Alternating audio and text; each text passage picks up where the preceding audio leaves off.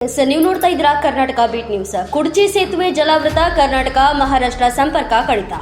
ಮಹಾರಾಷ್ಟ್ರದ ಪಶ್ಚಿಮ ಘಟ್ಟ ಪ್ರದೇಶದಲ್ಲಿ ಸುರಿಯುತ್ತಿರುವ ಮಳೆಯಿಂದಾಗಿ ಕೃಷ್ಣಾ ನದಿಗೆ ಅಪಾರ ಪ್ರಮಾಣದ ನೀರು ಹರಿದು ಬರುತ್ತಿರುವ ಹಿನ್ನೆಲೆಯಲ್ಲಿ ಕುಡ್ಚಿಯಿಂದ ಉಗಾರಕ್ಕೆ ಸಂಪರ್ಕ ಕಲ್ಪಿಸುವ ಸೇತುವೆ ಜಲಾವೃತ. ಯಾವಾಗ ಹೊಳಿ ಬರ್ತಿತ್ತಲ್ಲ ಅವಾಗ ಬ್ರಿಡ್ಜ್ ಮಗಂತಿದ್ರಿ. 3 ವರ್ಷ ಆತ ಬ್ರಿಡ್ಜಿಂದ ಕೆಲಸ ಚಾಲು ಆಗಿ ಇನ್ನದಾಗ ಕೆಲಸ ಪೂರ್ತಿ ಆಗಿಲ್ಲ. ಅದಕ್ಕೆ ಕರ್ನಾಟಕ ಸರ್ಕಾರಕ್ಕೆ ನಾವು ಒತ್ತಾಯ ಮಾಡ್ತೇನೆ ರೀ, ನಮ್ಮ ಶಾಸಕರನ್ನು ಒತ್ತಾಯ ಮಾಡ್ತೇನೆ ರೀ.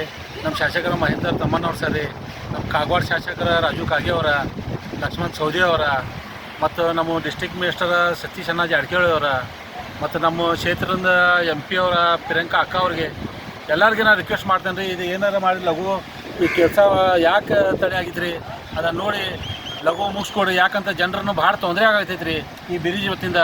ಈ ಬ್ರಿಡ್ಜ್ ಮ್ಯಾಗಿಂದ ನೀರು ಬಂದಂದ್ರೆ ಎಲ್ಲ ನಮ್ಮ ಕೂಲಿ ಕಾರ್ಮಿಕರ ಕೆಲ್ಸಕ್ಕೆ ಹೋಗೋದು ಇಲ್ಲಿಂದ ರೀ, ಮತ್ತು ಜಮಖಂಡಿ ಬಾಗಲಕೋಟೆ ಎಲ್ಲ ಜನ ಹೋಗೋದು ಇಲ್ಲಿಂದ, ಹಾಸ್ಪಿಟಲ್ ಹೋಗೋದು ರೀ, ಕೂಲಿ ಕಾರ್ಮಿಕ ಕೆಲಸ ಹೋಗೋದು ರೀ, ಎಲ್ಲರನ್ನ ಭಾಳ ತೊಂದರೆ ಆಗೈತೆ ರೀ.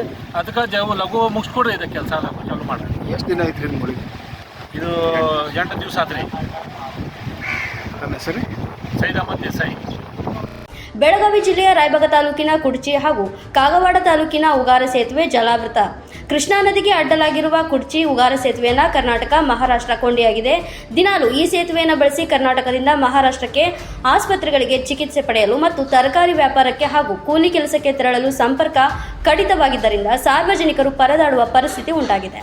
ಮುಂಜಾಗ್ರತಾ ಕ್ರಮವಾಗಿ ಯಾವುದೇ ಅಹಿತಕಾರಿ ಘಟನೆ ನಡೆಯದಂತೆ ನದಿ ಸೇತುವೆ ಕಡೆ ಸಾರ್ವಜನಿಕರು ಹೋಗದಂತೆ ಕುಡ್ಚಿ ಪೊಲೀಸ್ ಠಾಣೆಯಿಂದ ಬ್ಯಾರಿಕೇಡ್ ಅಳವಡಿಸಿ ಸಿಬ್ಬಂದಿಗಳು ಕಾರ್ಯನಿರ್ವಹಣೆಯನ್ನು ಮಾಡುತ್ತಿದ್ದಾರೆ.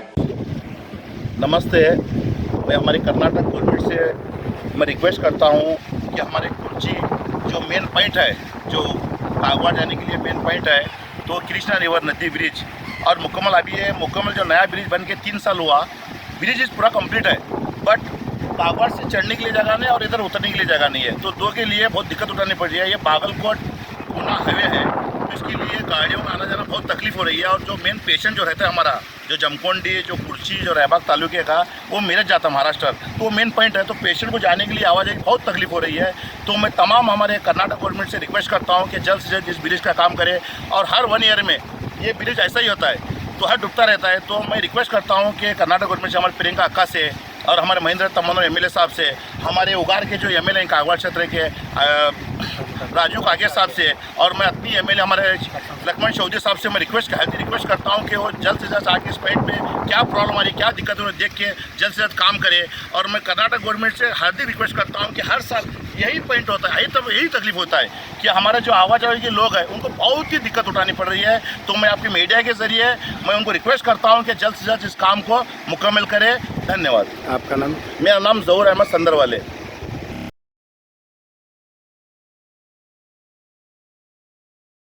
ಇನ್ನು ಪ್ರತಿ ಬಾರಿ ಮಳೆಗಾಲದಲ್ಲಿ ಈ ಸೇತುವೆ ಮುಳುಗಡೆಯಾಗಿ ಮಹಾರಾಷ್ಟ್ರದ ಸಂಪರ್ಕ ಕಡಿತಗೊಳ್ಳುತ್ತದೆ. ರೋಗಿಗಳಿಗೆ, ಕೂಲಿ ಕಾರ್ಮಿಕರಿಗೆ, ತರಕಾರಿ ವ್ಯಾಪಾರಸ್ಥರಿಗೆ, ಸಾರ್ವಜನಿಕರಿಗೆ ತೊಂದರೆಯಾಗುತ್ತದೆ.